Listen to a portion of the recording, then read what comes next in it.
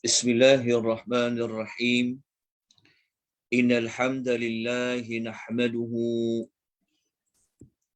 wa nasta'inuhu wa nastaghfiruh wa na'udzu billahi min shururi anfusina wa min sayyiati a'malina.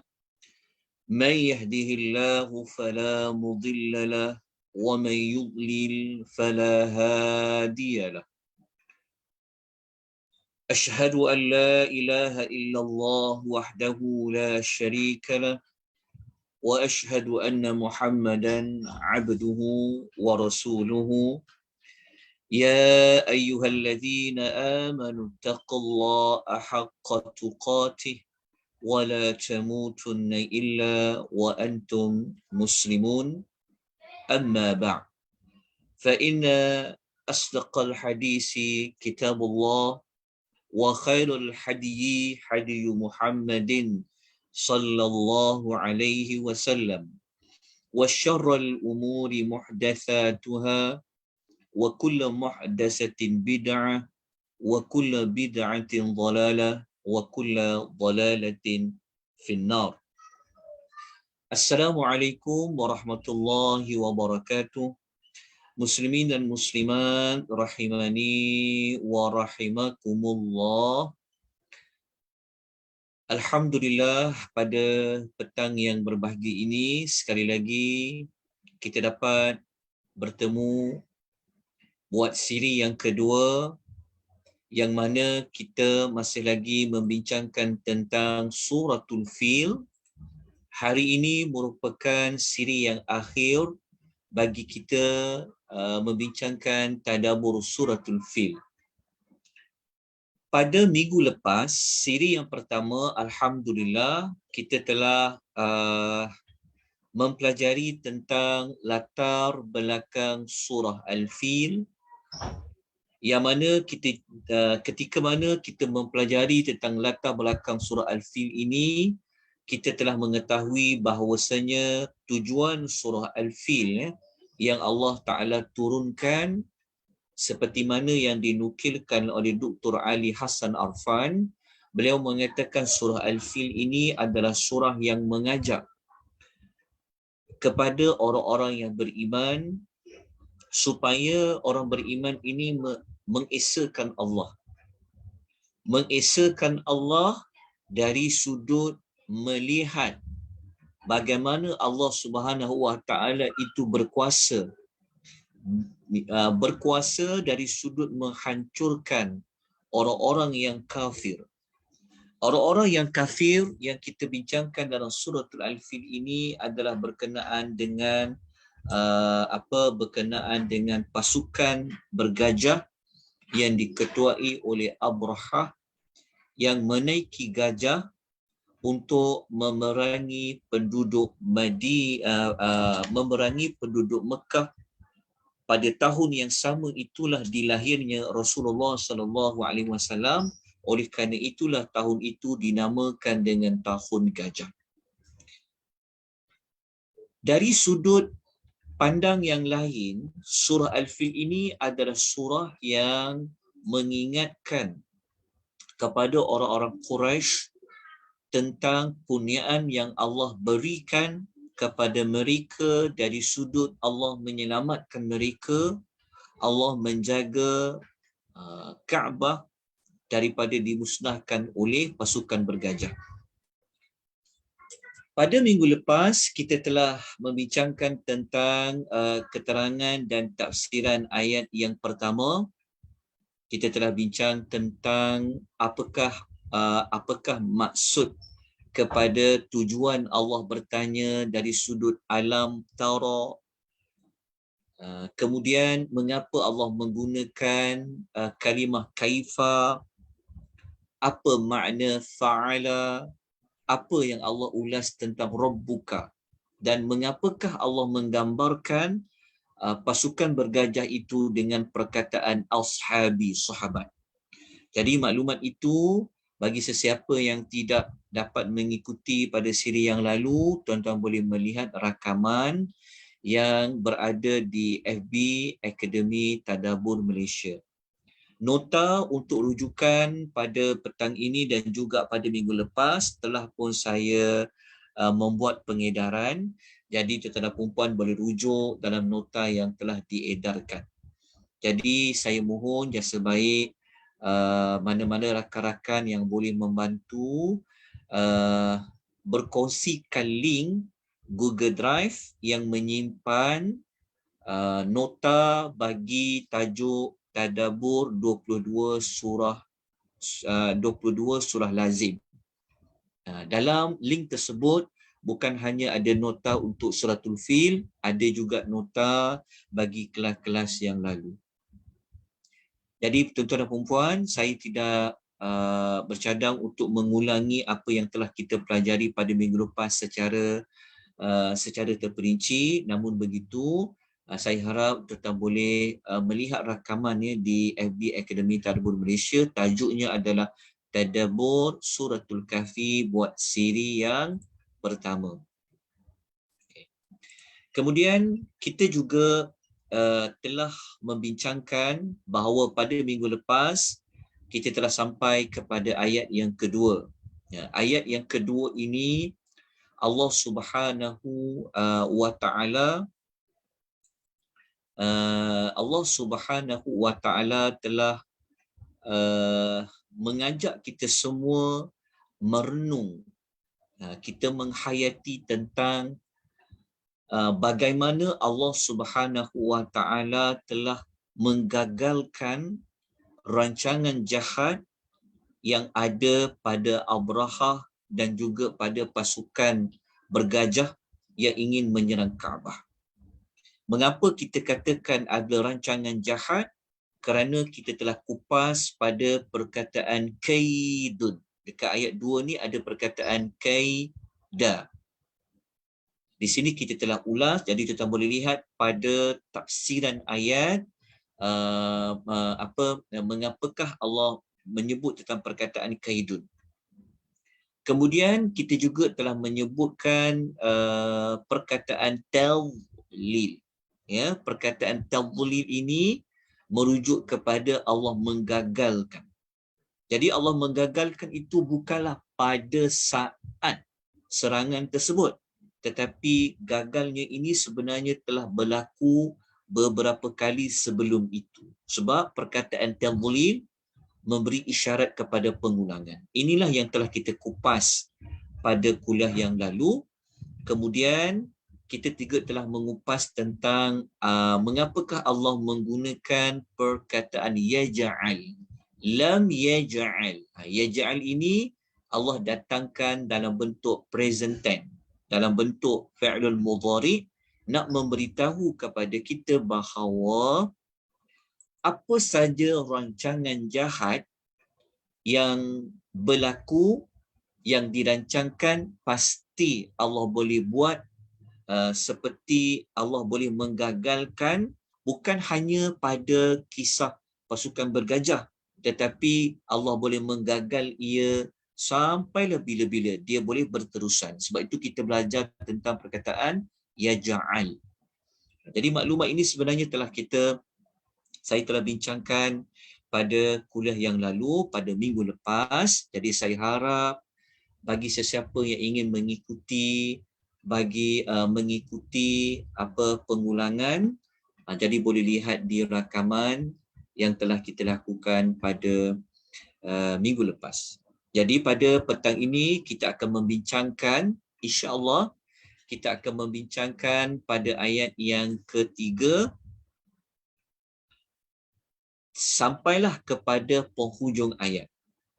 Jadi sebelum kita pergi kepada ayat yang ketiga, yang mana ayat yang ketiga ni Allah telah memperincikan bagaimana Allah Ta'ala buat, bagaimana Allah lakukan pada tadlil. Kalau kita baca ayat nombor 2, Allah menyebutkan tentang Allah telah mentadlilkan, iaitu Allah telah menggagalkan, mensia-siakan apa sahaja rancangan jahat yang tersembunyi yang ada pada pasukan bergajah. Tetapi Allah Ta'ala tidak menerangkan lagi pada ayat yang kedua bagaimana Allah menggagalkan rancangan kaidahum itu. Jadi untuk tahu perinciannya, nak tahu maklumat lanjutnya, dinyatakan pada ayat selepasnya, iaitu pada ayat yang ketiga. Di sini kita dapat belajar secara tidak langsung fungsi ayat-ayat di dalam Al-Quran. Contohnya, apa fungsi ayat nombor 3? Apa fungsi ayat nombor 4? Di dalam surah Al-Fil ini, fungsi dia adalah untuk memperincikan apa yang telah Allah Ta'ala gagalkan pasukan bergajah. Sebab itu, kalau kita baca suatu surah, kita memang kena baca keseluruhan dia. Kerana salah satu fungsi ayat, hubungan antara ayat dengan ayat, dia memberikan, dia saling menyokong, dia saling mempunyai hubung kait. Antaranya adalah memperincikan apa yang telah Allah bincangkan pada ayat yang pertama dan pada ayat yang kedua. Jadi untuk kita tahu jawapan bagaimana Allah Ta'ala menggagalkan, mentadlilkan pasukan bergajah ini dengan Allah Ta'ala menghantar burung ababil. Tapi sebelum kita pergi kepada ayat yang ketiga, yang saya yakin tuan-tuan dan puan-puan yang biasa dengar dah cerita ni, namun sebelum kita pergi kepada kisah burung yang Allah hantar dalam bentuk ababil, dalam bentuk berkumpulan, group by group, dalam kumpulan burung yang banyak, apa yang berlaku kepada gajah? Gajah yang dibawa bersama dalam siri peperangan ini. Kita tahu Kaabah dia berada di Makkahul Mukarramah, betul tak? Kaabah dia berada di Makkahul Mukarramah. Adakah gajah tersebut ia memang berada dah di dalam bumi Mekah dan ia dah berada dah dekat dengan Kaabah tu? Itu yang kita nak berikan perinciannya berdasarkan kepada hadis Nabi sallallahu alaihi wasallam. Setakat yang tuan-tuan tahu cerita tentera bergajah ni, adakah gajah tu dia dah memang dekat dengan Kaabah? Maksudnya dia dah memang masuk bumi Mekah ataupun bagaimana? Mungkin tuan-tuan boleh berkongsi. Saya buka perkongsian, mengalu-alukan perkongsian dari tuan-tuan dan puan-puan. Boleh tak kongsi? Setakat yang kita tahu macam mana cerita dia. Sebab banyak cerita kan. Jadi ini cerita dulu lama dah. Kan? 1400 tahun sebelum itu. Baik. Muslimin dan muslimat rahimani wa rahimakumullah, dapatan saya bukan semestinya benar.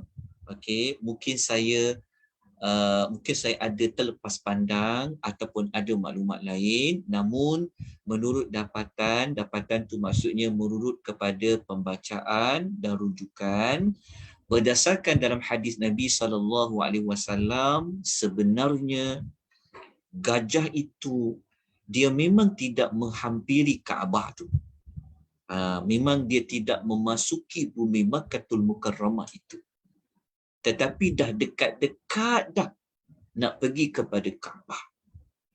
Sebab mungkin orang terlepas pandang gajah ni, yang kita mungkin nampak pada burung, ayat nombor 3. Tapi kita terlepas pandang pada gajah yang Al-Fil tu. Apa berlaku kepada gajah tu sebenarnya? Kalau kita merujuk di dalam hadis, ni hadis riwayat Bukhari.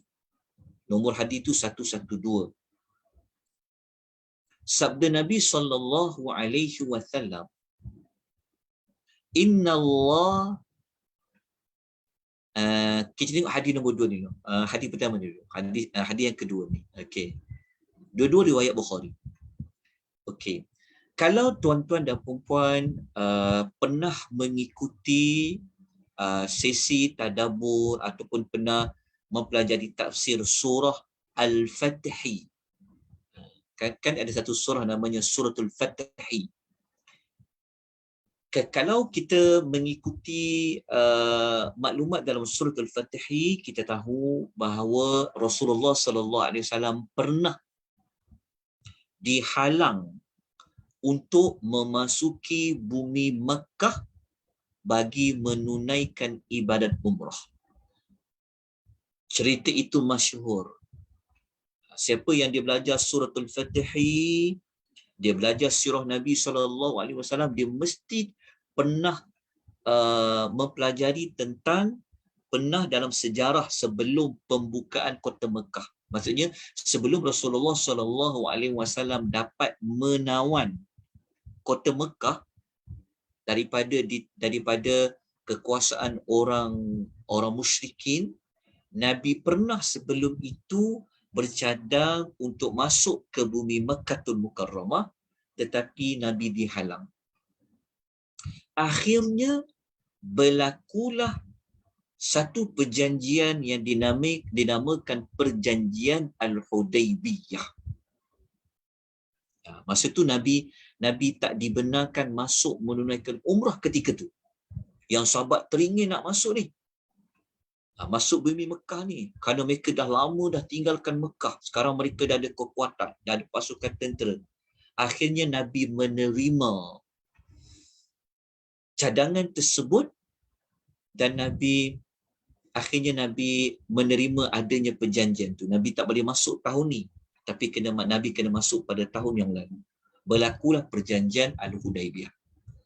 Masa peristiwa Al-Hudaybiyah tu, tempat tu nama Al-Hudaybiyah tu, Rasulullah SAW dia menunggang satu unta yang unta ia digelar dengan gelaran Al-Qaswa. Kalau kita tengok pada hadis yang saya paparkan di skrin Zoom tuan-tuan dan puan-puan, riwayat Bukhari, Rasulullah SAW pernah naik unta dia ketika dia nak turun di lembah dekat dalam peristiwa Hudaybiyah tu, ketika mana Nabi nak pergi ke Mekah kan, nak menunaikan umrah tu, yang Nabi dihalang tu. Ada satu lembah tu, kuda yang Nabi naiki ni dia menderu. Kuda ni dia bukan kuda, unta dia menderu. Unta dia macam seperti tak nak bergerak. Dia macam seperti tak nak. Dia seperti tidak mahu untuk bergerak ke depan. Itu yang Nabi sebut kepada para sahabat. Nabi kata, ma khala'atil qaswa'u wa ma dhaka laha bi khuluqin walakin habasaha habithul fil. Ya, Nabi kata unta ni, Al-Qaswa' ni, dia tak pernah buat perangai macam ni. Maksudnya dalam bahasa kita mudah, maksudnya Nabi nak kata Al-Qaswa' ni dia tidak menderu, dan maksudnya Nabi kata Qaswa' ni dia tak pernah buat perangai macam ni lah. Tak pernah buat perangai untuk menderu. Tetapi Nabi kata, kenapa dia buat perangai macam ni hari ni? Nabi kata ia dihalangi oleh apa yang menghalangi gajah. Apa yang menghalangi gajah? Nabi nak bagi tahu bahawasanya dulu waktu pasukan bergajah nak masuk bumi Mekah tu, gajah yang dinaiki itu dia tak nak pergi masuk bumi Mekah.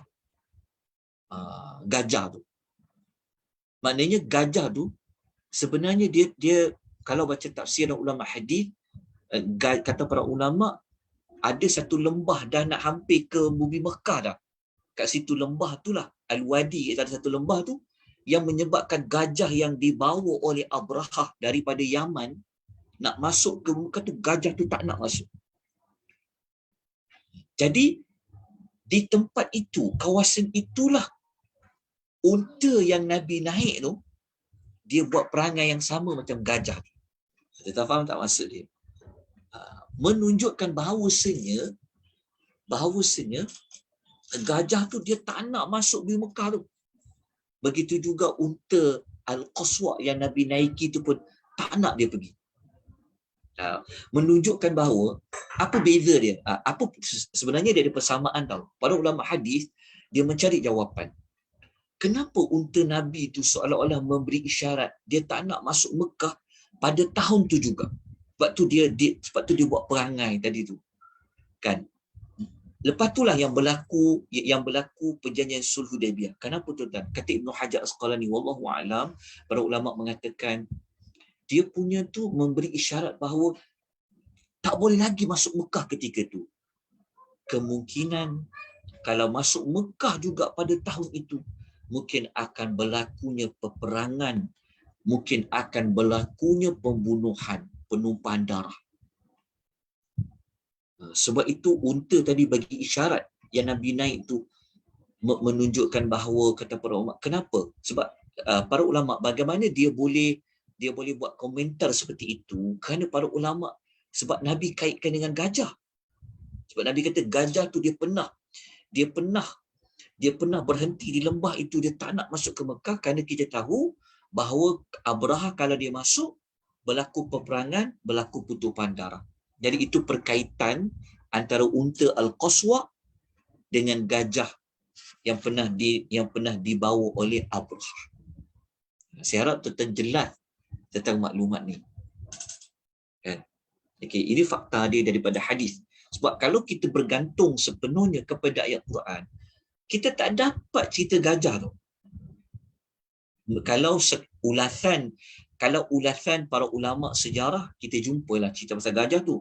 Tapi ini dari hadis Nabi SAW. Ada satu lagi pasal gajah ni, dalam hadis yang saya paparkan tadi permulaannya, yang mana Nabi SAW menyebut hadis ni ketika mana Nabi sudah pun dapat menawan ke Mekah. Nabi kata, innallaha habasa an Makkatal fila. Sesungguhnya Allah menahan pasukan gajah daripada memasuki kota Mekah. Kat sini kita dapat jawapan lebih jelas bahawa Allah Ta'ala memang halang sebenarnya Abraha untuk memasuki kota Mekah. Tapi mereka dah hampir nak memasuki kota Mekah, tapi Allah halang. Lepas tu Nabi SAW mengatakan وَفَلَّطَ عَلَيْهَا رَسُولَ اللَّهِ وَالْمُؤْمِنِينَ. Allah memberi kuasa kepada Rasulullah dan orang-orang beriman untuk menguasai bumi Mekkatul Mukarramah. Hadis ni dia ada kaitan dengan Nabi nak menyebut bahawa Mekah ni tempat yang aman. Tempat yang tak boleh ditumpahkan darah, tak boleh lagi berlaku pembunuhan. Sebab itu kita tahu kan Mekah ni tanah haram dia panggil kan.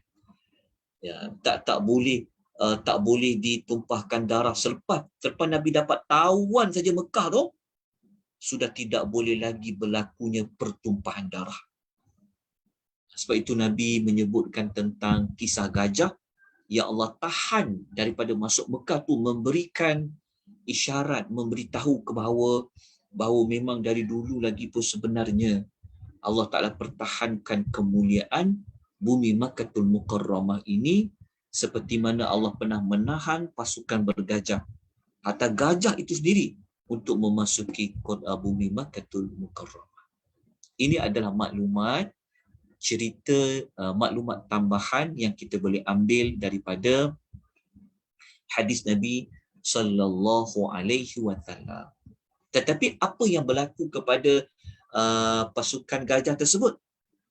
Walaupun mereka tak dapat nak memasuki Makkatul Mukarramah, tidak berjaya untuk melakukan apa saja agenda-agenda yang mereka telah rancang tu, barulah kita baca pada ayat yang ketiga, Allah mengatakan wa arsala alaihim tayran ababil. Dan dia, iaitu Allah, telah menghantar alaihim, ke atas mereka. Tayran, burung. Ababil, yang berkumpulan.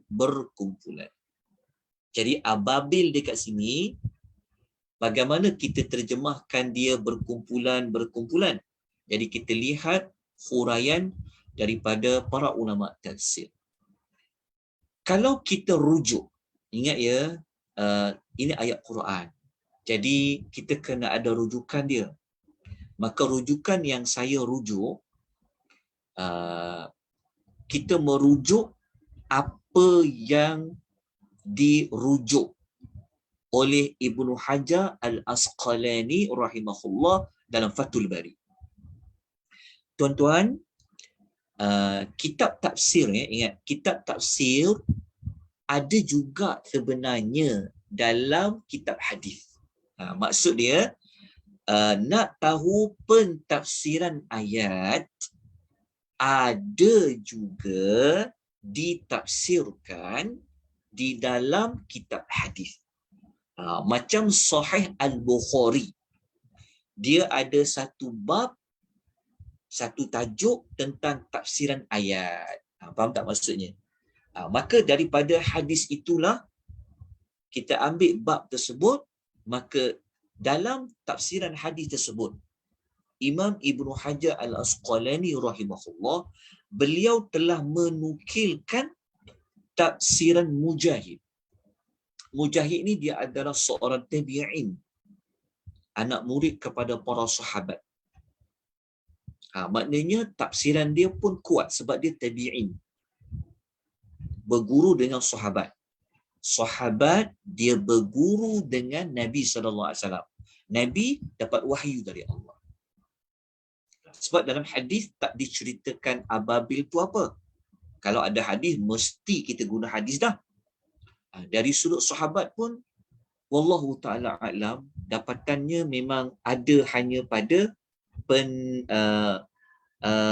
ada sebenarnya daripada para sahabat yang lain. Tapi kalau rujuk dalam pendapat Mujahid, tabi'in mengatakan ababil ni maksudnya adalah saling mengikuti secara berkelompok.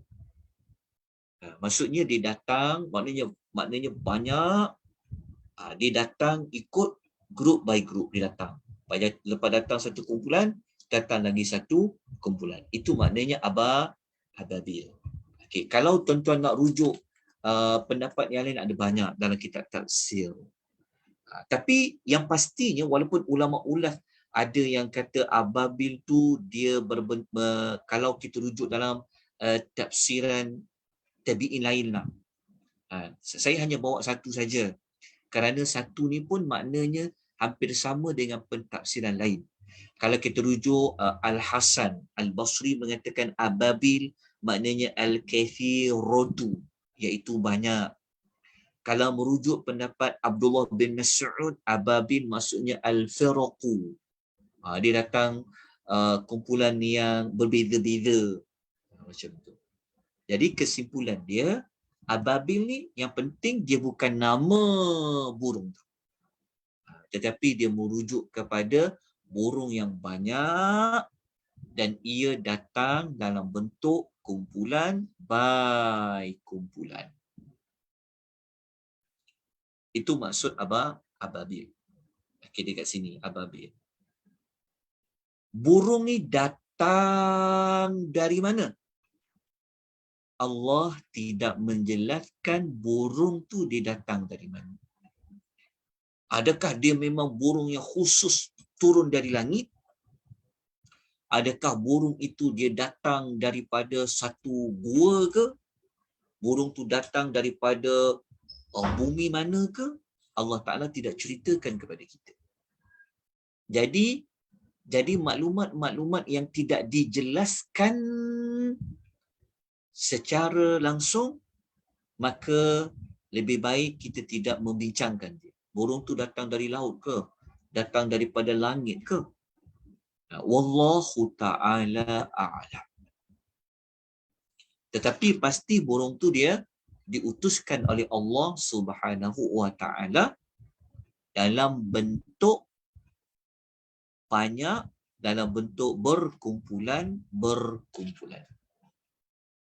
Okey. Jelas tentang ayat 3. Jadi Allah Ta'ala mengatakan macam mana Allah gagaikan, Allah tadlilkan, Allah menggagalkan kaidahum dengan Allah menghantar ke atas mereka burung yang berkumpulan. Okay. Dalam ayat ketiga ni ada kalimah yang kita boleh perhalusi lagi, iaitu pada kalimah alaihim. Pada kalimah alaihim. Alaihim maksudnya ke atas mereka. Kenapa Allah guna alaihim? Kenapa Allah tidak guna ilaihim? Wa arsala ilaihim. Kenapa tak guna ilaihim? Kenapa Allah guna alaihim? Kenapa tak guna ilaihim? Dari sudut terjemahan sama. Lepas tu bahasa Melayu kita dia ada persamaan je. Ilaihim pun ke atas mereka, kepada mereka. Alaihim pun sama. Tapi dari sudut kalimah Arabnya ada perbezaan. So kenapa Allah guna ke atas mereka? Kenapa tak kata kepada mereka? Sebenarnya sama je kan? Ke atas mereka sebenarnya pergi pada mereka lah. Tapi kenapa tak guna ilaihim? Okey, kalau tengok pada nota tu, tengok kepada ulasan, kata para ulama, Allah tidak menggunakan ilaihim tetapi menggunakan alaihim. Okay. Para ulama mengatakan jika Allah menggunakan kalimah ala, Allah Ta'ala nak menunjukkan kekuasaan Allah ke atas makhluknya dan Allah boleh buat apa saja ke atas mereka. Kerana itulah kalau dalam ayat yang menyebut tentang musibah dan azab, Allah akan gunakan ala, bukanlah ila. Jadi kalau kata ke atas mereka kan, seolah-olahnya kalau ke atas tu, mana kan bahaya kan. Maksudnya kalau ke atas tu, tak boleh lari kat mana-mana lah. Ke atas mereka ila. Nak menunjukkan sudut mana pun kan, Allah Ta'ala akan berada ke atas mereka tu. Nak menunjukkan apa? Nak menunjukkan Allah Ta'ala tu boleh buat apa saja. Maknanya dia lebih luas kalau guna ala berbeza dengan ila. Apatah lagi kalau ia berkaitan dengan musibah dan azab. Sekejap tuan-puan ya. Sekejap saya just. Okey, tuan-tuan jelas tak dengar suara saya? Jelas tak? Jelas. Jelas. Alhamdulillah. Jazakillahu khairan yang kongsi siapa ni? Syairah kalau kongsi. Okey, jazakillahu khairan. Okey, jelas. Alhamdulillah. Okey. Kalau dah jelas, mari kita terus pergi kepada ayat yang keempat. Okey. Ayat yang keempat. Allah Ta'ala menjelaskan lagi tentang burung tu pula. Tengok ya, ayat ni cantik Allah. Allah cerita ayat ni, hubungan disebut apa? Menjelaskan. Jadi ayat yang keempat ni Allah menjelaskan, Allah hantar burung yang banyak-banyak tadi tu, datangnya membawa apa? Bentuknya bagaimana? Kenapa Allah hantar burung? Kan? Burung nak lawan dengan gajah. Kecil je burung tu. Nak banding dengan gajah. Okay. Jadi kena baca ayat yang seterusnya. Allah mengatakan tarmihim bihijaratin min sijil. Rupa-rupanya burung tadi Allah bekalkan kepada mereka hijaratin, iaitu batu. Hijaratin maknanya batu. Hijaratin adalah hijaratin maknanya batu. Tapi batu yang bagaimana? Min sijil, daripada sejenis tanah yang dibakar keras. Rupanya hijaratin min sijil maknanya Allah hantar batu, yang batu tu sebenarnya sifat dia seperti batu. Dia sebenarnya adalah tanah yang telah dibakar hinggalah dia menjadi keras seperti dia batu.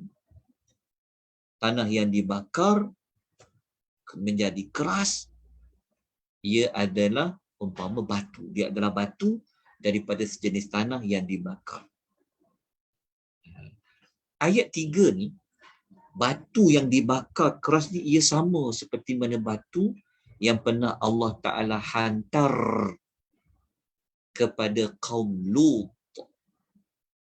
Kaum Lut Allah hantar. Tapi kalau kisah kaum Lut, batu-batu yang dihantar yang mempunyai tanda, ia bukan dihantar oleh burung, tapi Allah menghantar menggunakan hujan yang lebat, angin yang kuat, menghantar batu-batu itu kepada kaum Lut. Tapi dalam kisah tentera bergajah, Allah menghantar menggunakan burung yang datang satu kumpulan kepada satu kumpulan. Bagaimana burung itu dia nak menghancurkan tentera bergajah tadi? Dengan batu-batu tadi, Allah mengatakan mereka ini tarmihim. Mereka melontar. Kan burung kan tinggi. Abraha berada di bawah dengan pasukannya. Sebab itu, kalau kita tengok dalam sejarah perang kan, siapa ada kelebihan? Yang di bawah nak serang orang atas ke? Yang atas nak serang orang bawah? Yang atas, Ustaz. Sebab apa yang atas Puan Halimah tu? Dia nampak semua. Dia nampak semua. Okey. Ada kaitan tak dari sudut bantuan angin ke, graviti ke, kan? Kan? Maksudnya lebih laju kan daripada atas nak ke bawah berbanding bawah nak ke atas. Jadi burung itu Allah buat bagaimana? Allah perintahkan burung itu melontar mereka dengan batu-batu daripada sejenis tanah yang dibakar keras. Cuma wallahu ta'ala a'lam, setiap seekor burung tu bawa berapa batu, wallahu ta'ala a'lam. Allah tidak ceritakan berapa sebenarnya batu. Walaupun ada para ulama tafsir dia ulas, seperti mana kalau kita tengok dekat nota tu, kita tengok tafsiran Dr. Wahbah dalam tafsir Al-Munir. Saya bawa maklumat ni bukanlah untuk berpegang secara muktamad. Tapi saya nak nukilkan, nak menunjukkan ada usaha yang para ulama mentafsirkan ayat itu, seperti mana yang saya rujuk dalam tafsir Al-Munir, mengatakan setiap burung membawa 3 batu kerikil. 2 batu itu di kedua kakinya. Sebab burung ada berapa kaki? Dia ada 2 kaki. Dan 1 kerikil lagi di paruhnya. Di paruh kat mulutnya. Wallahu ta'ala alam. Adakah ia benar 3 batu ataupun hanya 1? Boleh jadi kan? Hanya 2 boleh jadi juga. Maknanya kita tak boleh nak pegang kepada secara muktamad berapa batu bagi setiap seekor burung. Wallahu ta'ala alam. Kita disiplin kita dalam kita nak memahami ayat Allah. Kalau perkara yang Allah tidak jelaskan secara terperinci, maka lebih selamat kita katakan wallahu ta'ala alam. Kita kata Allah lebih mengetahui sebenarnya berapa ekor berapa butir batu yang Allah beri kepada setiap burung. Yang pasti setiap burung tu dia membawa batu daripada sijil. Yang mana mereka bawa batu tu dengan bentuk mereka tarmihim, mereka lontar. Ada para ulama memberi ulasan tentang kenapa Allah kata tarmihim. Tarmi kan macam lontar kan, lontar. Jadi para ulama mengatakan, pertama kita bincang dulu tentang penggunaan perkataan tarmihim dari sudut kata kerja dia. Kalau tarmihim, Allah mengatakan menggunakan perkataan yang sedang melontar. Yang sedang melontar. Kalau kita ikut terjemahan dia sepatutnya yang sedang melontar mereka. Kata kerja sekarang, fa'ilul mudhari' tu. Kenapa Allah menggunakan melontar batu itu menggunakan kata kerja present tense, kata kerja mudhari', fa'ilul mudhari'. Sedangkan ini kan cerita dah berlaku lama, hatta Nabi tak lahir lagi pun cerita tu dah berlaku. Kalau cerita dah berlaku, mestilah sesuai guna apa? Sepatutnya guna past tense kan, yang telah melontar mereka. Tapi kenapa ayat dia membawa yang sedang melontar mereka, sedangkan kisah tu dah berlaku? Ini saya akan terangkan sekejap lagi dari sudut hikmah mengapa Al-Quran menggunakan kaedah situasi dia macam ni. Ada situasi yang dia belum lagi berlaku. Dia akan berlaku nanti, futures dia akan berlaku. Tapi Al-Quran menggunakan kata kerja yang sudah berlaku. Seperti apa? Hari kiamat. Kan? Syurga, neraka.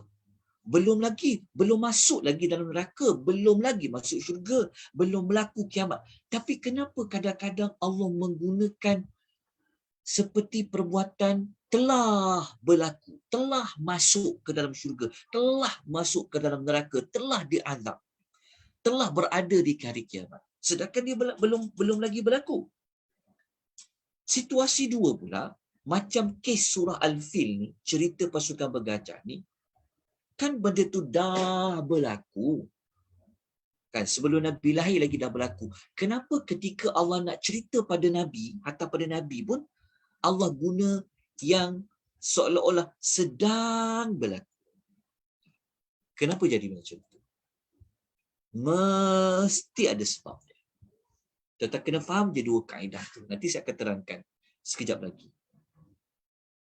Jelasan tuan-tuan nampak tak yang kita nak perhaluskan? Kalau kita tak perhalusi, kita dari sudut cerita sampailah.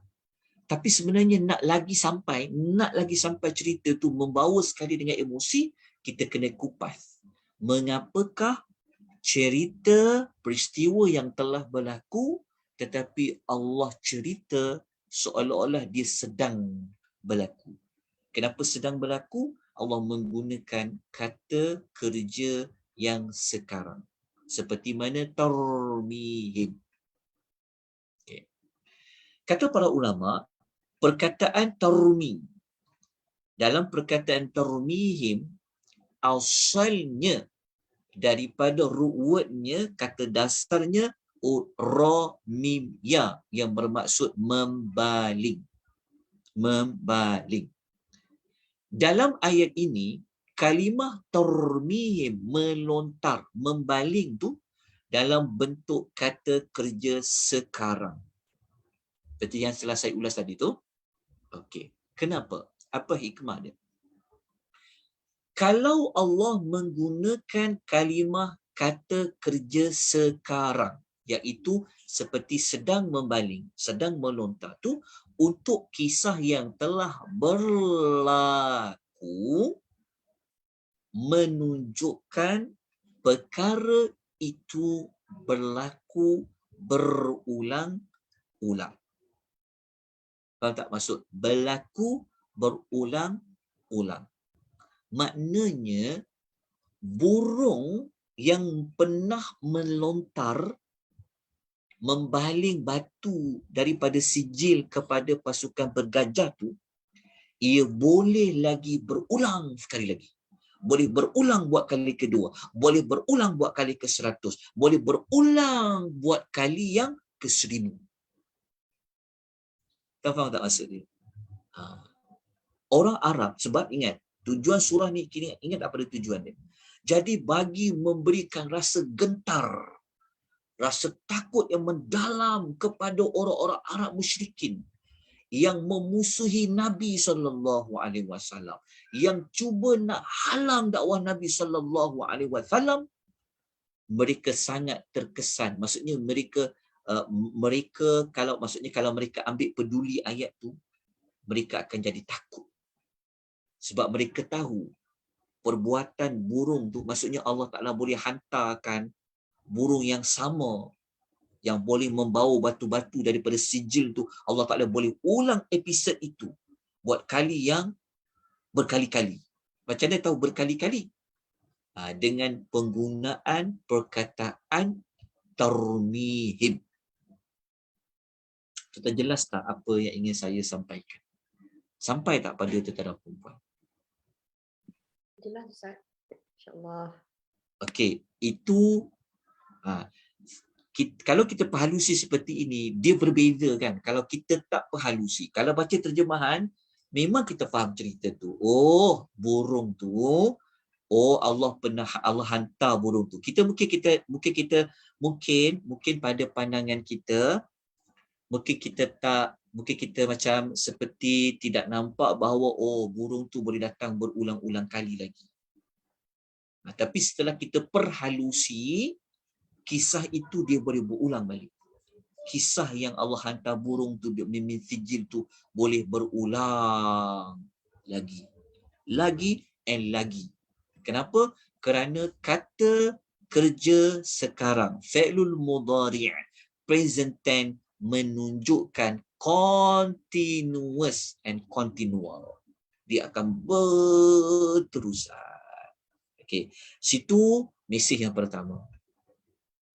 Mesej yang kedua, ini kaedah yang tuan-tuan pegang dia. Kalau tuan-tuan jumpa dalam Quran kisah yang dah berlaku tapi Allah menggambarkan seperti sedang berlaku, dengan kata kerja sekarang, dia ada sebab yang kedua. Tuan-tuan tunggu sekejap, saya ambil catatan saya. Saya dah buat minggu lepas tu, cuma saya tertinggal. Sekejap. Sekejap je.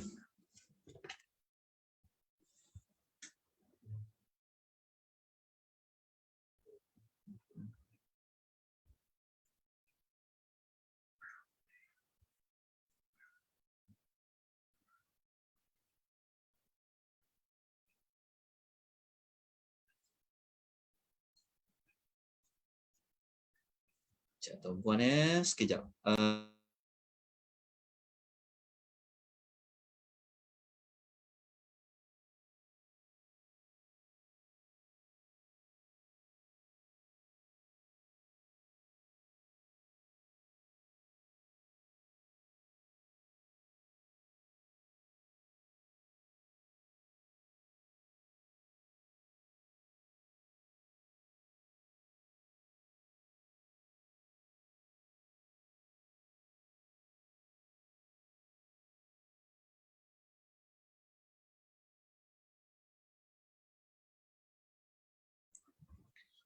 Baik, kita sambung. Okey, tuan-tuan catat. Boleh dengar tak suara saya? Boleh kan? Boleh, Sir. Okey, dia macam ni. Dalam kaedah memahami tafsiran ayat yang seperti saya sebut tadi itu. Kalau peristiwa yang telah berlaku tetapi digunakan dalam kata kerja sekarang, sebenarnya apa yang kita boleh gunakan kaedah dia? Kaedah dia begini. Kata para ulama, dia kalau tuan-tuan nak faham Quran ni tuan-tuan, dia ada kaedah-kaedah, dia ada formula dia. Nak faham macam ni ayat dia, ulama dah buat formula dah. Formula tu setelah mereka mengkaji ayat-ayat dalam Quran. Okey. Saya merujuk dalam Qawaidut Tafsir yang ditulis oleh Syekh Khalid. Syekh nama dia orang Arab, dia Syekh Sabtu nama dia. Sekejap. Nama dia, saya selalu guna buku dia. Okey. Kaedah dia begini. Saya bacakan dalam bahasa Arab, lepas tu saya sebutkan dalam bahasa Melayu.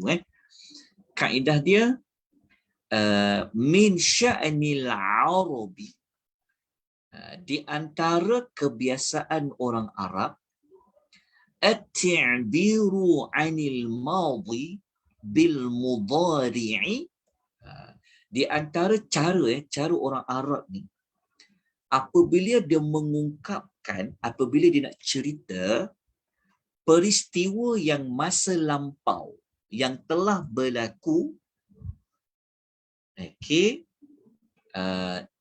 masa yang berlaku tetapi menggunakan fi'lul mudhari' li ifadati taswiril halil waqi'i inda huduthil hadathi.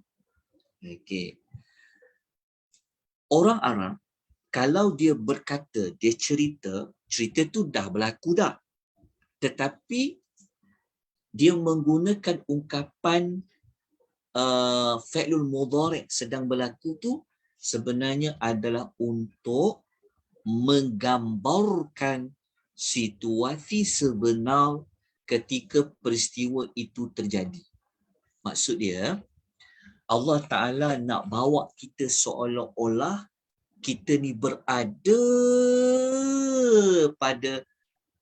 pada kisah itu. Kisah itu dah berlaku, tapi nak membawa kita semua kepada seolah-olah kita berada, nak bagi gambaran lebih jelas, nak bagi kita nampak, kita boleh ada rasa, kita boleh ada perasaan kat situ. Allah bawa kita, maka Allah menggunakan seperti sedang melontarkan. Macam kita kan, kalau kita baca ayat, kalau kita baca terjemahan kan, Allah, kalau kita ambil ayat, cuba kita letak perkataan sedang. Cuba kita ambil perkataan yang sedang melontar dengan kita tak ada perkataan sedang melontar. Maksudnya yang melontar kita fahamlah. Tapi nak bagi kita ni ada, nak bagi untuk bawa kita kepada visualkan peristiwa itu, seolah-olah kita boleh nampak depan mata kita tu peristiwa itu, Allah guna ada perkataan yang sedang melontar. Kan beza kan? Kan beza yang melontar dengan kita tambah perkataan yang sedang melontar. Jadi apabila ada perkataan yang sedang melontar, dia akan membawa kita kepada macam cerita ni, macam seolah kita dapat gambaran dia lebih, dia nak bawa kita kepada menggambarkan, nak bagi kita ada, kita boleh visual dia, kita boleh merasai situasi itu dengan sebenar, seolah-olah kita dapat banyak safety. Untuk menghayati dia. Maksudnya nak menggambarkan taswirul hal, nak menghayati, nak menggambarkan situasi itu. Dia nak bawa kepada kita macam seolah kita nampak, burung tu sedang lontar. Dia nak bagi adanya penghayatan itu. Betul kat situ. Itulah nak mungkin apa saya ulas ni panjang sikit, tapi insya-Allah tuan-tuan boleh faham. Boleh tak? Jelas kan? Ustaz, yang tarmihim tu kalau past tense dia macam mana? Kalau dia past tense, tarmih dia akan jadi, kalau dia jadi hum. Roma yarmi tarmihim. Nanti saya semak balik yang dia jadi past tense dia macam mana. Tapi kita ambil dulu maklumat ni, maksud dia Jap. Kalau mereka telah melontar romai, mungkin dia macam kalau saya melontar, romai itulah saya telah melontar. Tapi home mungkin ada home, mungkin dia ada nanti saya dapatkan balik maklumat tu. Dia nak susun sikit kat situ. Tapi maksud dia paling utama adalah kalau benda tu dah berlaku tapi Allah Ta'ala menggunakan kata kerja sekarang, sebenarnya Allah Ta'ala nak bawa emosi kita, penghayatan kita tu seolah-olah Allah nak kita gambarkan. Dia nak dapat rasa kuasa Allah tu. Cerita tu yang kita kata, okay, cuba kita gambarkan, cuba kita bayangkan. Nak gambarkan, nak membayangkan itu sebenarnya sudah ada pada penggunaan kata kerja yang sekarang. Okey. Macam mana pula kalau benda tu dia belum berlaku tapi seolah-olah ia digunakan kata kerja telah berlaku. Faham tak maksud dia kan? Macam kiamat kan?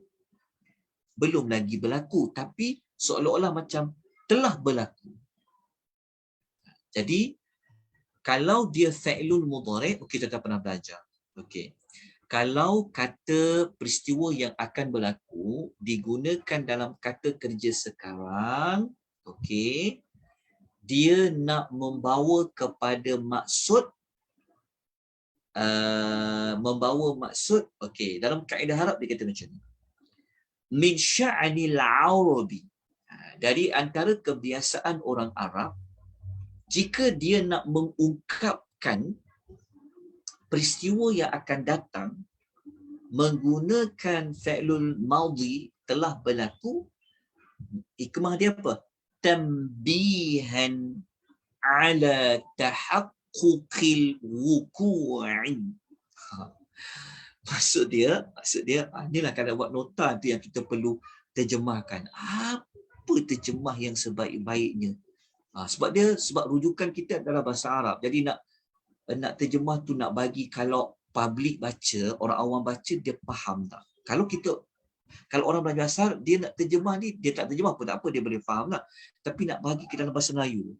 Jadi maksud dia sebenarnya kalau benda tu belum berlaku tapi digunakan perkataan telah berlaku, tujuannya telah masuk neraka ke, telah ayat tu kan masuk telah tu, sebenarnya kalau dia benda akan datang nak memberikan, nak menegaskan kepada kita bahawa pasti benda tu berlaku. Faham tak?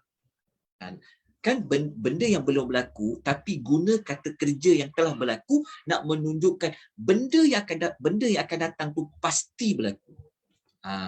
Pasti berlaku. Dia belum berlaku tapi nak menunjukkan dia pasti berlaku, sebab tu ayat tu guna kata kerja telah berlaku. Tapi kalau situasi tu dia dah berlaku pun, betul tak?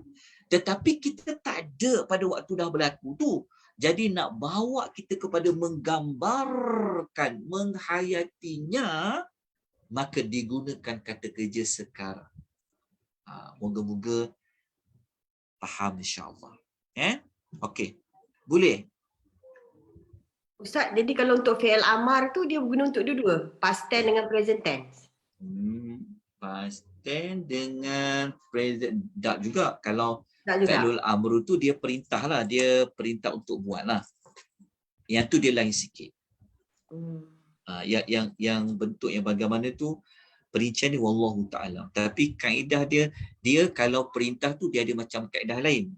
Kalau kata bentuk perintah tu dia ada kaedah macam perintah tu perintah yang dia macam ni. Jadi dia panjang pula tu tajuk tu, tapi bagus kalau belajar. Dia macam ni. Dia kalau dia kaedah perintah sama ada perintah buat ataupun perintah jangan buat, dia ada banyak kaedah kat situ. Jadi banyak kaedah di situ. Salah satu maksud dia, dia ada banyak kaedah kat situ. Dia nanti nantilah ada waktu yang lain ke mungkin kita boleh belajar tu, Next insya-Allah. time. Next time nanti kita akan belajar. Tapi ini cara nak faham ayat Quran. Sebenarnya bagus belajar kaedah ni. Bagus dia kalau Allah perintah al-amru, dia ada perbezaan sikit dengan an-nahyu. Dia ada kadang perintah tu menunjuk kepada immediately, ada perintah tu tak apa, dia ada panjang sikit. Itu kena bincang pada waktu yang lain lah, insya-Allah. Tapi sebab maklumat ni dah ada dekat surah ni, jadi saya ambillah sedikit waktu untuk perhalusi tentang ayat ni. Baik, moga-moga faham ya atas penerangan yang saya sampaikan dengan kadar yang mampu saya terangkan. Tapi sepatutnya saya kena bagi contoh. Dia dalam pembelajaran memang kena bagi satu contoh sekurang-kurangnya. Kalau ayat yang dah berlaku, peristiwa dah berlaku guna fi'lul mudhari' macam mana? Kalau dia belum berlaku guna fi'lul mudhari' dia macam mana? Nanti kita kena bagi contoh lah. Itu kemudian kita belajar. Okey. Cuma dalam Quran terjemahan kita, dia tak tulis perkataan sedang ataupun telah. Kadang-kadang dia macam bentuk umum je. Macam tadi kan dia tak ada sedang. Kita tak jumpa perkataan ada sedang seperti kata melontar. Siapa ada Quran terjemahan dia tulis yang sedang melontar mereka? Siapa ada Quran terjemahan dia tulis sedang? Yang sedang. Ada kan? Sebab Quran terjemahan kita dia memang tak dia ambil terjemah pada makna. Tapi untuk tadabbur memang kena perhalusi daripada satu kalimah kepada satu kalimah. Kadang-kadang satu huruf Allah guna, dia boleh memberikan inspirasi yang dia boleh membentuk emosi perasaan yang lebih dalam. Dia sebab tu tadabbur dia tak perlu cepat-cepat. Tak perlu nak cepat-cepat untuk faham maklumat. Lepas tu beza tafsir dengan tadabbur. Baik, kita terus kepada ayat yang keempat, satu lagi tadi kita nak ulas sekali lagi. Kata para ulama, perkataan melontar tadi memberi makna yang batu itu dibaling kepada mereka dari jarak yang jauh. Ia bukanlah baling yang baling biasa, bukan lontar yang biasa. Burung-burung itu melepaskan batu itu dari kedudukan yang tinggi, jadi daya tarikan graviti telah meningkatkan kelajuan batu-batu itu. Lepas tu daripada atas dia ke bawah. Berbeza kalau cuba kita baling batu, kita lontar dari atas ke bawah, mana cepat sampai? Kita nak baling naik ke atas ke, kita nak lontar naik ke bawah? Itu dikaitkan kenapa Allah mengatakan tarmihim pada melontar tadi. Okey. Moga-moga penerangan ini dapat memberikan lagi, menambahkan lagi penghayatan, dapat menambahkan lagi rasa kagum pada burung-burung yang Allah hantar. Lepas tu tadabbur ni dia membentuk perasaan kepada lebih takut, lebih gembira kadang-kadang, lebih kepada dia membentuk kepada penghayatan. Baik, kita CJ tadi saya tak perlu terangkan sebab kita dah ulas tadi. Okey, Ustaz, seperti mana yang pasal batu-batu tu daripada neraka tu betul ke Ustaz? Seperti yang saya sebut tadi itu kita tidak tahu. Wallahu ta'ala a'lam. Ustaz. Adakah batu itu daripada neraka? Adakah batu tu memang dibakar? Dibakar. Tapi dia batu keras yang dibuat oleh burung. Itulah kita kata tadi, maksud kita tak tahu sebenarnya. Dia memang batu daripada neraka ke? Maknanya burung tu burung daripada mana? Pun satu isu juga. Jadi wallahu ta'ala. Yang tu saya tidak tahu. Tetapi yang pasti kesan batu itu menakjubkan. Kesan batu itu nanti kita akan baca pada ayat yang kelima lah. Tapi adakah batu itu daripada neraka ke? Batu tu diambil pada satu tempat yang Allah sediakan khas pada ketika itu, kita pun tidak tahu sebenarnya. Wallahu ta'ala a'lam. Sebab kalau dari neraka tentu Allah akan cerita batu itu dari neraka. Tapi Allah Ta'ala tidak menceritakan kepada kita. Membawa maksud juga. Kan? Batu tu bukan kalau tak daripada neraka pun, tapi kesan dia menakjubkan. Bukan nak tengok pada batu tu di mana, tapi kepada siapa yang menghantar burung tu membawa batu, kan, dan pada kesan dia. Kalau lah batu tu pada neraka, orang kata lah memang patut pun daripada neraka. Tapi kalau kata batu tu bukan dari neraka pun dah jadi macam tu, lagi lebih menakjubkan. Jadi sebab tu kita tak, wallahu alam, kita tak dapat nak memperincikan dengan lebih lanjut asal usul burung tersebut, begitu juga asal usul batu tersebut. Okay. Jadi kita pergi kepada ayat yang kelima. Okay, ayat terakhir sekali yang kelima ni Allah menerangkan tentang kesan batu daripada sijil. Cantik kan ayat dia disusun. Satu ayat pergi kepada satu ayat, pergi kepada satu ayat, dia saling menjelaskan. Jadi ayat kelima ni menjelaskan tentang apa yang jadi kepada batu yang telah dibawa oleh burung tadi. Faja'alahum ka'asfim ma'kul. Okay. Maka fa ni ingat, kita dah belajar sebelum ni, kalau Allah guna fa dekat sini, kalau benda yang merujuk kepada turutan, nak menunjukkan apa? Dia jadi serta-merta. Lepas batu tu dilontarkan, dibaling oleh burung kepada pasukan bergajah tadi, kesan batu tu dia cepat, dia terus. Batu kata fa kat sini. Maka serta-merta lah. Ja'ala, Allah telah menjadikan. Ja'ala menjadikan mereka. Menjadikan mereka ka seperti. Ausfin, salah satu tafsirannya adalah daun-daun kayu. Ma'kul, yang telah dimakan. Dimakan oleh siapa kalau ada daun kayu? Salah satunya adalah ulat-ulat.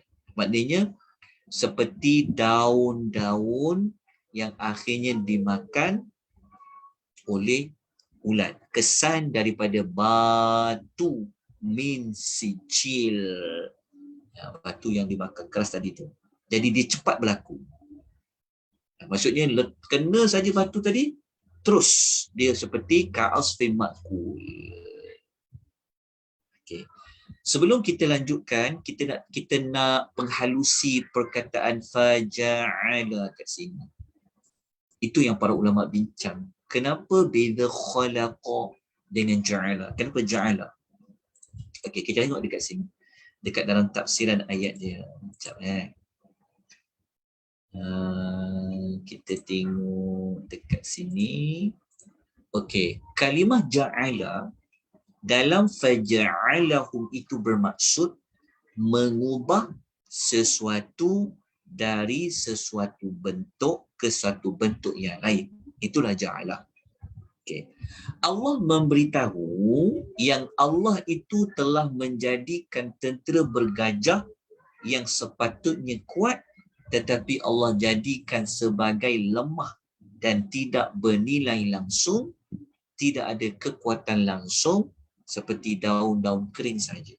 Jadi Allah guna ja'ala ni nak menunjukkan sebelum itu, kenapa Allah, sebab perkataan ja'ala ni dia dikaitkan dengan menjadi. Tetapi menjadi kat situ maksudnya dia ubah daripada satu keadaan kepada satu keadaan. Contoh, satu keadaan. Maksudnya, tak faham tak? Ayat ja'ala ni nak menunjuk daripada satu keadaan kepada satu keadaan. Jadi sebelum burung itu datang, sebelum burung itu membawa batu min sijil, betul kan? Sebelum dilontarkan batu itu kepada pasukan bergajah tu dia berada situasi apa? Situasi yang kuat, gagah, mantap, betul kan? Tetapi apabila dimasukkan perkataan ja'ala, dia dah memberikan kita, oh dulu kau macam ni, sekarang kau telah berubah seperti bentuk ini. Jadi dia lebih, dia kalau kita baca dekat terjemahan, memang kita akan nampak dia telah menjadikan mereka. Jadi menjadikan di sini jadi kita kena ambil, kita kena bawa pada tadabbur ayat tu, kita kena membawa kepada, bukan fikir selepas batu itu dilontarkan saja, tapi ja'ala tu dia membawa kita kepada mengimbau balik. Sebelum batu tu dilontar, mereka berada keadaan seperti apa sebelum tu? Sebelum tu mereka jadi apa? Sebab kalau kita baca ayat 5 ni, mungkin kita tengok selepas batu tu dilontar. Mungkin kita terlepas penghayatan nak membawa kepada mengimbau kembali, lihat balik. Sebelum batu tu jadi, mereka ni apa? Gagah kan? Kajar. Nampak? Tetapi setelah. Jadi ayat ja'ala tu dia membawa kita kepada dua situasi sebenarnya. Walaupun ayat 5 ni memang situasi selepas batu tadi, tapi kerana ada ja'ala tadi, dia membawa kita kepada renung balik, kenangkan balik, imbau balik. Macam mana keadaan mereka sebelum Allah hantar burung tu? Kan mereka belagak, mereka sombong, mereka bongkak, mereka ada tentera yang hebat, kan, bawa kajah pula tu. Jelaskan, nampak tak tuan-tuan? Penjelasan kenapa kita perlu berhenti sekejap pada mengguna ja'ala. Nak membawa kita kepada, apabila kita tadabbur ayat, nak membawa kita kepada hebatnya Allah kan. Sebelum batangnya burung, kemain belagak lagi, kemain takbur lagi. Jadi dia dah bawa kita kepada lebih penghayatan. Kalau kita dapat mengimbau situasi sebelum itu. Lepas tu kata ja'ala. Lepas tu pada ayat yang pertama, kita jumpa juga ja'ala. Tapi saya tak terangkan lagi sebab saya nak tunggu pada ayat yang hujung. Waktu kita baca ayat pertama, kita berjumpa kan. Allah kata apa? Bukan ayat pertama, pada ayat kedua. Kita dah jumpa dah. Tapi Allah guna yaja'al. Yaja'al. Maksudnya dekat dengan perkataan samalah dengan ja'ala. Nak menunjukkan bahawa keadaan sebelum ni mereka rancang, tapi Allah Taala ubah dia. Sebab kalau kita faham perkataan menjadikan tu, dia faham kan? Kalau bagi saya lah, mungkin tuan-tuan boleh faham menjadikan tu nak bawa juga kepada tengok sebelum tu. Tapi sebab memahami penggunaan perkataan ja'ala, mengubah sesuatu kepada sesuatu, membawa kita kepada perintah tadabbur tu, membawa kita kepada jangan tengok after, kena tengok juga before, kena tengok juga sebelum dia. Maknanya tidak meminggirkan peristiwa sebelum dia. Itulah tadabbur membawa kepada kisah ini. Moga-moga boleh faham insya-Allah. Okey, jelas tak tuan-puan? Ada apa-apa nak tanya? Okey. Kalau kita dah faham, maka mari kita pergi kepada apa tindakan yang perlu kita buat setelah kita memahami cerita tadi. Bukan sekadar cerita, tetapi apa teladan dia. Kata orang, yang buruk itu, yang baik itu dijadikan teladan, yang buruk itu dijadikan sempadan. Maka apa sempadannya bagi kita semua? Okey, yang pertama, ini saya sekadar, ini daripada saya ya. Mungkin tuan-tuan ada nak buat yang lain tak apa. Tapi dalam sesi tadabbur, tidaklah kita kata mesti kena ada resolusi, mesti kena ada tindakan. Sebab tadabbur ni dia bukan satu kaedah yang kalau tadabbur kena macam ni, kalau tadabbur kena macam ni. Tak. Tapi untuk yang kita faham secara umum, Al-Quran diturunkan adalah sebagai huda, sebagai petunjuk. Betul tak? Sebagai cahaya. Quran ni kena amal. Kita faham. Kan? Kena amal. Jadi macam mana kita nak mengamalkan ayat ni? Adakah maksud amal tu nak baca selalu? Maka orang ingat amal ayat tu amal jadi wirid, zikir. Tapi pada amal, salah satu maksud amal yang lain adalah amal dari sudut kita membaiki diri kita. Amalkan ayat ni untuk panduan bagi kita. So sebab tu kita senaraikan tindakan apa yang nak diambil. Okey, yang pertama kita kena ada sentiasa niat yang baik. Niat yang baik, jangan ada rancang yang buruk-buruk. Rancang yang buruk tu ada kaitan dengan hasad. Kita dah sebut pada kuliah yang lepas kan, kenapa Abrahah ni nak bawa pasukan bergajah nak serang penduduk Mekah tu? Kerana mereka ada kaidun. Mereka ada rancangan jahat.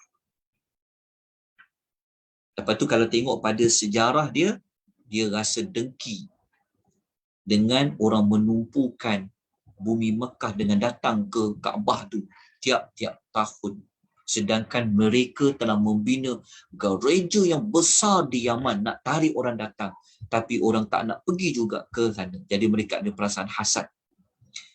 Akhirnya mereka nak serang Kaabah tu. Bukan sekadar nak balas dendam. Tetapi ada beberapa sebab yang lain. Sebab apabila tempat tu menjadi tumpuan, dia akan menjana apa? Dia akan menjana apa? Income. Dia akan menjana income lah kan. Orang boleh berniaga, ekonomi, betul tak? Kan? Tempat tu strategik tu. Jadi kita tak tahulah, Al-Quran tidaklah menjelas dari sudut ekonomi tu. Tetapi kalau kita tengok pada kisah sebelum Abrahah nak datang, mengikut sejarah, para ulama sejarah, dia ada perkaitan lah. Kan? Itu yang kita kata perkataan kaidun tu. Jadi yang pertama kita kena buat apa? Kita jangan ada niat rancangan yang jahat. Jangan. Kita kena sentiasa berniat baik. Jangan. Itu tindakan kita. Kita tak nak ada perasaan seperti mana Abrahah. Abrahah ni dia ada niat jahat dengan Kaabah tu. Kan? Apa niat baik orang kafir Quraisy? Tuan-tuan, ni kita bincang minggu lepas, ingat tak? Orang kafir Quraisy dia syirikkan Allah tau. Dia pula yang mengotorkan Kaabah tu dengan letak patung-patung. Tapi Abrahah tu orang Nasrani. Dia beragama Ahlul Kitab. Tetapi kenapa Allah pertahankan? Allah Ta'ala kalahkan Abrahah ni tapi menangkan orang penduduk Mekah. Kat mana sebenarnya mereka menang? Kat mana? Mereka mempertahankan Kaabah, ya. Kata para ulama, kerana niat orang kafir musyrikin. Walaupun mereka melakukan syirik pada Allah, tetapi mereka memang nak mempertahankan Kaabah. Niatnya pertahankan Kaabah. Tetapi orang Nasrani, niat dia niat yang buruk. Ya. Dari sudut yang pertama. Yang kedua, tindakan kita kena menjaga, memelihara hak manusia yang lain. Macam ni kita kata macam tu. Salah tak kalau kita menceroboh negara orang? Salah tak kalau kita nak meruntuhkan rumah ibadat orang lain? Salah. Salah. Kan? Oleh sebab itu, dalam agama menjaga hak manusia-manusia yang lain. Sebab itu Allah Ta'ala kata Al-Imam Ar-Razi, dalam tafsir Ar-Razi dia buat ulasan, dia kata kenapa Allah Ta'ala mempertahankan orang Arab musyrikin? Kenapa Allah Ta'ala menggagalkan Abrahah? Bukan dari sudut melihat dari sudut akidah iman tu semata-mata, tetapi kerana Allah Ta'ala nak menunjukkan kepada kita bahawasanya tak boleh menceroboh hak manusia. Kalau orang tu buat jahat, dia syirik dia dengan Allah. Betul tak? Tetapi korang yang nak serang Kaabah, masuk tempat orang, nak porak-perandakan orang, nak bagi huru-hara pada orang, itu kau melibatkan orang ramai. Faham tak? Orang Arab musyrikin, dia sembah patung, dia dengan Allah. Tetapi yang kau nak porak-peranda masuk negara orang, nak rampas tanah orang, nak runtuh rumah ibadat orang, itu adalah melibatkan ramai orang. Sebab itu, tindakan kita yang kedua, jangan kita hanya solat je dekat masjid. Rajin puasa bulan Rejab ni. Betul tak? Macam-macam kita, masjid kita banyak masjid, banyak surau. Tetapi kita mengambil hak orang lain, mengganggu hak orang lain. Jangan macam itu. Surah Al-Fil memberikan peringatan kepada kita bahawanya kalau mengganggu hak orang, tak tunaikan hak orang, zalim pada orang, Allah boleh mendatangkan azab. Dekat situ yang boleh kita belajar. Okey. Lepas tu kita tengok yang ketiga, memuliakan rumah-rumah Allah Subhanahu wa taala. Ni sudah pastilah. Seperti mana kita sebut pada kuliah yang lalu, kata Ibnu Katsir, Allah Ta'ala jaga Kaabah tu bukan kerana Allah Ta'ala setuju dengan perangai orang Arab penduduk Mekah tu, tapi Allah Ta'ala nak memelihara rumah-rumah Allah Ta'ala. Jadi masa yang sama, mana-mana rumah Allah selain daripada Kaabah, maka kita kena muliakan. Yang keempat, bertawakal kepada Allah setelah berusaha. Orang Arab musyrikin ni kan, mereka tak tahu macam mana nak pertahankan Kaabah tu. Tapi kalau kita baca dalam sejarah, mereka memang serahkan Kaabah tu pada tuan punya Kaabah tu.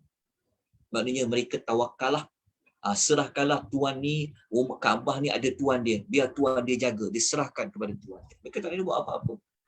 Mereka tak pernah berperang pun menggunakan gajah. Macam mana strategi nak kalahkan gajah tadi? Tapi dekat sini adanya tawakal. Maka kena baca kisah Abu Bakar Siddiq lah.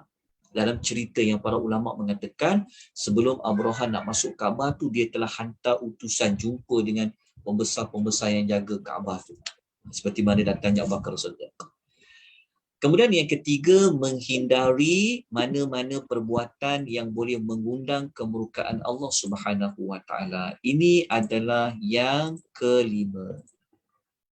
Siapa-siapa yang buat Allah marah, Allah Ta'ala boleh buat apa saja dengan menghantar burung-burung kepada mereka. Okey. Jelas dekat sini. Okey, kita pergi kepada apa kata-kata hikmah yang boleh kita ambil. Okey, contoh, saya buat contoh. Yang pertama, niat jahat pasti akan diketahui oleh Allah Subhanahu wa taala.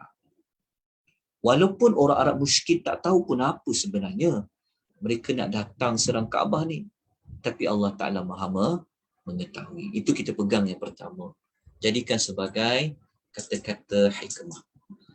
Yang kedua, Islam mengiktiraf hak asasi manusia. Hak asasi manusia. Bukanlah Islam ni hanya menjaga hubungan dengan Allah je, tetapi juga menjaga hak manusia yang lain. Okey, kemudian yang ketiga, mutara hikmah dia melanggar hak sesama manusia lebih berat daripada melanggar hak terhadap Allah. Setuju tak? Apa yang kita bincangkan yang nombor 3? Setuju. Contoh lain setuju tu dari sudut apa lagi yang kita faham? Nak bertaubat tu. Dari sudut Kalau dengan bertaubat Allah, kan 3 syarat. Kalau dengan manusia nampak ada syarat. syaratnya lebih ketat kan. Lagi satu, memang kita tahu kita hidup dekat dunia ni adalah sebagai khalifah. Kita hidup dekat dunia ni tak boleh ada keakuan-keakuan. Sebab itu dalam Al-Fatihah pun menggunakan kami kan. Kami, hanya engkau kami menyembah. Hanya engkau kami beribadat. Hidayahkanlah kami. Kenapa tak hidayahkanlah aku? Dalam hidup tidak ada aku-aku. Dia kena hidup secara berkomuniti, bermasyarakat. Itulah dunia. Tapi kalau kita ambil hak orang, langgar privasi orang, maka dia lebih berat daripada melanggar hak Allah Subhanahu wa taala. Sebab itu memang tujuan Allah jadikan kita sebagai khalifah. Yang kecil dapat mengalahkan yang besar jika mereka bersatu padu. Macam burung kan. Dia datang, group by group. Datang. Walaupun dia sikit-sikit, walaupun dia batu. Boleh sebenarnya. Seperti kisah burung ini. Kemudian yang lain, doa orang yang dizalimi itu adalah makbul. Walaupun kita tak jumpalah hadis yang mengatakan mereka doa kepada Allah kan. Tapi kita tahu kalau pihak yang dizalimi, kalau mereka minta kepada Allah walaupun orang kafir, doanya akan makbul. Banyak hadis yang sebut. Antara hadis riwayat Al-Imam Tirmidzi yang Nabi pernah kata ada 3 doa mustajabatun. Doanya mustajab tanpa ada keraguan. Nabi kata salah satunya doa mazlumi, doa orang yang dizalimi. Ingat tu, doa orang yang dizalimi, doa orang zalim ni Allah akan kabulkan. Walaupun dah lama dah dia dizalimi, Allah Ta'ala boleh kabulkan. Walaupun orang tu sendiri jahat, orang yang kita ambil hak dia tu, walaupun dia tu sendiri memang, ya Allah, perangai macam setan, contohlah kan. Tapi kalau kita ambil hak dia, zalimi dia, tetap doa dia tu makbul. Berat tuan-tuan. Sebab tu jangan ambil rasuah. Jangan tipu orang. Jangan aniaya orang. Dalam hadis Nabi sebut apa? Cuma itulah saya tak sempat masuk dalam nota. Nabi sebut dalam hadis ni, ada slide tentang, kalau kita boleh catat. Tadi saya sebut apa tadi? Tadi saya sebutkan kepada kepada perempuan hadis yang 3 orang doanya tidak ditolak oleh Allah. Yang pertama, doa orang yang zalim. Yang kedua, doa orang musafir. Yang ketiga, doa bapa kepada anaknya. Okey. Kalau dalam hadis yang lain, hadis yang saya baca tadi adalah hadis riwayat Tirmidzi. Okey, hadis yang satu lagi yang saya nak baca ni juga riwayat Tirmidzi. Tapi ada para ulama mengatakan hadis ni dinilai sahih oleh beberapa para ulama. Hadis ni Nabi kata macam ni. Nabi kata 3 orang yang doa mereka tidak ditolak. Yang pertama, orang yang berpuasa sampailah dia berbuka, imam yang adil. Doa orang yang dizalimi, di mana Allah akan mengangkat di atasnya awan, dibukanya pintu-pintu langit. Tengok tuan-tuan. Lalu Allah mengatakan, demi kemuliaanku, sesungguhnya aku akan menolong engkau meskipun sudah beberapa lama ketika itu. Maknanya apa? Maknanya doa orang zalim ni kita kena takut. Kalau bimbang, kalau dalam doa orang zalim ni, walaupun kita pernah buat zalim tahun 2000, zaliman tu kalau tak diselesaikan, doa dia 2022 Allah boleh makbulkan. Dalam hadis yang lain, Nabi SAW menyebut doa orang dizalimi itu adalah mustajab. Nabi kata, wa in kana fajiran fafujuruhu ala nafsi. Meskipun dia seorang yang banyak buat dosa. Kenapa Allah mustajabkan doa orang yang buat zalim? Orang yang dizalimi sekalipun dia banyak dosa? Kerana kata Nabi, dosa yang dia buat itu dia sendiri yang akan tanggung. Hadis yang saya baca ni adalah hadis yang diriwayatkan oleh diriwayat oleh Imam Ahmad dalam Musnad. Okey tuan-tuan, itu adalah doa orang yang dizalimi. Okey. Yang berikutnya, Allah Subhanahu wa taala boleh buat apa saja yang dia kehendaki. Allah Taala nak musnahkan Abrahah, nak guna semut. Allah Taala boleh buat. Betul tak? Allah Taala hantar burung. Allah boleh buat. Allah boleh buat apa saja yang Allah kehendaki. Fa'alu lima yurid. Allah Taala boleh buat apa saja yang dia nak lakukan. Kat situ yang saya dapat jadikan dia sebagai kata-kata hikmah apabila membaca surah Al-Fil. Okey. Akhir sekali, dah habis dah tajuk hikmah tadi, tuan-tuan nak tahu dan tuan-tuan pun telah tahu dan kita perlu ambil tahu, Kaabah ni sebenarnya akhirnya akan musnah. Tuan-tuan pernah dengar tak maklumat ni? Kaabah yang Allah telah jaga pada zaman Nabi sebelum Nabi lahir tu kan, satu masa Kaabah ni dia akan musnah. Tuan-tuan pernah dengar tak hadis ni? Ya Ustaz, pernah. Okey. Tapi tuan-tuan pernah relate tak hadis tu dengan peristiwa tentang Abraha? Okey, saya akan sebut nanti di hujung. Hadis pasal Kaabah ni, dia begini. Pertama kita tengok dulu, ada tak hadis yang kata Kaabah tu diruntuhkan? Ada. Sabda Nabi SAW, yukharribul Ka'bah dhu thawaqataini minal Habasyah. Kaabah akan dimusnahkan oleh dhu aswaqatain, iaitu seorang lelaki yang ada kecacatan pada kakinya, dia datang dari Habasyah, iaitu Ethiopia. Hadis riwayat Bukhari. Okey, tengok perkataan Habasyah kat sini, penting. Nabi sebut memang dia daripada Habasyah.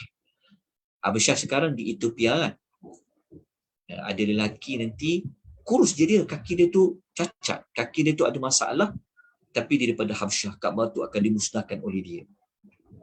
Okey, kita tengok hadis nombor 2. Nabi kata, ka'anni bihi aswada, seolah-olah aku dapat melihat dia ni berkulit hitam. Af haja yahdimuha hajaran hajaran, dia berkaki tempang, dia meruntuhkan batu Kaabah tu satu demi satu. Okey, dekat mana kaitan dengan Abrah? Kat mana? Tuan-tuan, Habasyah ni di mana? Ethiopia kan.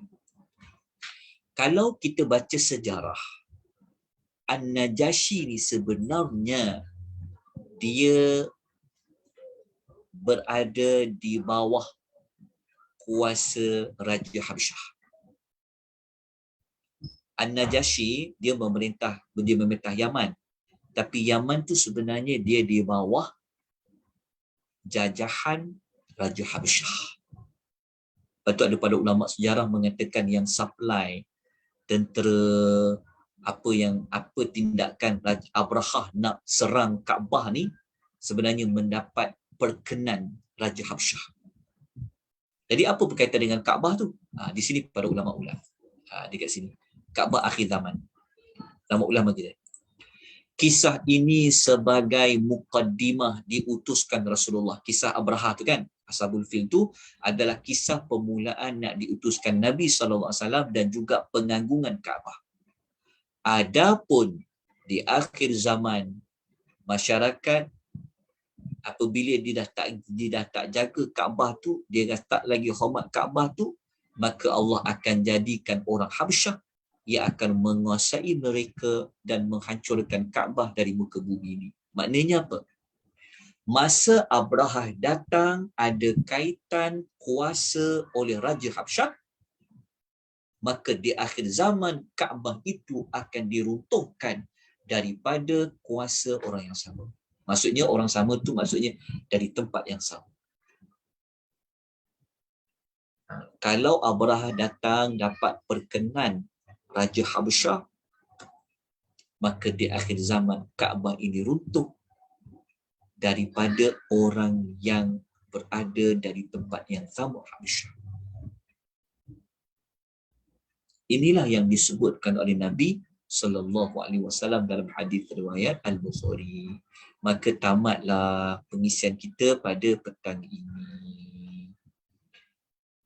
InsyaAllah minggu depan kita akan belajar surah Quraisy. Kita belajar surah Quraisy. Surah Quraisy dia mempunyai perkaitan rapat dengan setelah berlakunya kedatangan Abraha, Ashabul Fil ini. Kita akan bincang pada minggu depan. Dan minggu depan kita akan kupas tentang apa kemuliaan Quraisy ni sehingga dia disebut dalam Quran li'ila fi Quraisy. Minggu depan kita belajar juga sejarah. Kalau tuan-tuan ada perempuan, penghalusi kan, 10 surah terakhir dalam surah lazim ni memang ia berkaitan dengan Rasulullah. 10 surah yang terakhir dalam 22 surah lazim ni kan, maksudnya bermula daripada Ad-Duha sampailah kepada surah An-Nas, ia berkaitan dengan Rasulullah sallallahu alaihi wasallam. 10 surah terakhir. 10 maksud dia macam ni. Surah-surah yang akhir macam An-Nas kaitan dengan Rasulullah kan, disihir. Al-Falaq, kisah Nabi sihir. Al-Ikhlas, kisah orang tanya Nabi. Al-Masad, kisah Nabi dengan bapa saudara dia Abu Lahab. An-Nasru, pembukaan kota Mekah. Al-Kafirun, kisah mereka deal dengan Nabi, sembah Tuhan setahun, tak sembah Tuhan setahun. Surah Kausar, cerita Nabi dapat nikmat. Nampak tak surah-surah ni? Al-Ma'un ada kaitan juga. Termasuklah Al-Fil. 1, 2, 3, 4, 5, 6, 7, 8, 9, 10. Kalau kita tengok daripada 22 surah lazim, depan sekali tu Ad-Duha pun tentang Rasulullah. Alam Nashrah pun pasal Rasulullah sallallahu alaihi wasallam. Okey. Nanti kita bincang insya-Allah minggu depan ya. Minggu depan kita belajar surah Quraisy, kita nak tengok, kita nak belajar Quran, Allah bawa kita pergi masa lepas. Hebat Quran kan? Dia bawa kita pergi ke masa yang telah berlalu. Kita telah belajar kisah yang berlalu sebelum Nabi lahir lagi. Jadi minggu depan kita belajar macam mana kehidupan nenek moyang keturunan Nabi iaitu orang Quraisy pada minggu depan. Ada apa-apa persoalan, pertanyaan? Sebelum saya lanjutkan, saya minta tuan-tuan ada satu nota kat sini, dia tak berkaitan ya. Sebenarnya saya termasukkan tapi sebenarnya tak ada kaitan kat sini. Kalau tuan-tuan ada nota yang ni, yang hubungan surah ni, yang ni tak payah ambil. Yang ni tak betul. Dekat sini kan, betul tak? Kalau dekat hubungan surah ni dia tak berkaitan. Pasal saya tak sempat nak update dalam ni. Tapi saya dah kongsi pada tuan-tuan. Ya, maklumat ni dia tak betul. Jadi tolong jangan gunakan ya. Okey. InsyaAllah nanti kita belajar minggu depan surah Quraisy. Ada apa-apa soalan? Ada apa-apa tuan-tuan nak kongsikan, silakan tuan-tuan dan puan-puan sebelum kita tangguhkan majlis ilmu kita pada petang ni. Ada apa-apa? Tak ada ya? Okey. Kalau tak ada, kita ucapkan jazakumullahu khaira ya kepada penganjur kita. Penganjur kita kalau tuan-tuan tengok, tak ada dekat penganjur penganjur kita ni adalah oleh Raudhah Zandra Raudhah Zandra bersama ahli keluarga beliau. Okey. Kalau tuan-tuan kenal pemain JDT Syafiq Rahim, itulah suami beliau. Keluarga Syafiq Rahim, pemain JDT. Dialah yang menganjurkan majlis ilmu kita pada petang ini. Kita ucapkan jazakumullahu khaira kepada Zandra sekeluarga. Semoga Allah sentiasa melapangkan dada, Allah sentiasa memberikan keberkatan kepada beliau dan kepada ahli keluarga beliau. Kepada tuan-tuan dan perempuan juga, jazakumullahu khaira. Barakallahu fikum. Kelemahan, kekurangan, saya mohon ampun dan maaf. Kita jumpa lagi insya-Allah pada minggu depan jam 2:30 petang dengan surah yang baru iaitu surah Quraisy. Aqulu qawli hadza wa astaghfirullahal azim. Wabillahi taufiq wal hidayah. Wassalamu alaikum warahmatullahi wabarakatuh. Jazakumullah Ustaz dan kepada pihak penaja. Terima kasih Ustaz. Terima kasih Ustaz. Assalamualaikum semua. Terima kasih Ustaz. Assalamualaikum.